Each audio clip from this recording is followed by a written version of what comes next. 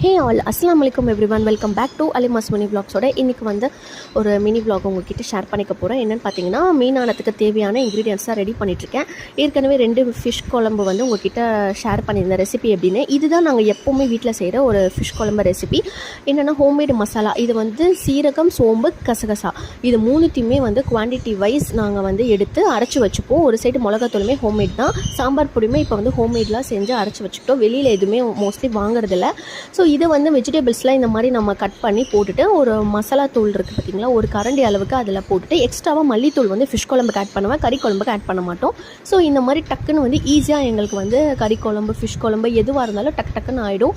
இந்த மசாலா இல்லாதனால தான் எனக்கு இவ்வளோ நல்ல டைம் வந்து இழுத்துச்சு. ஸோ இப்போ வந்து குயிக்காக வந்து நான் சீக்கிரமாகவே ஃபிஷ் குழம்பு செஞ்சுட்டேன். ஃபிஷ் ஃப்ரை டக்குன்னு எனக்கு சமையல் வேலை இனிமேல் ஃபாஸ்ட்டாக முடிஞ்சிடும். ஸோ கண்டிப்பாக இதோட ஃபுல் விளாக் வந்து நெக்ஸ்ட் மினி விளாகில் ஷேர் பண்ணுறேன். மறக்காமல் சேனலில் சப்ஸ்கிரைப்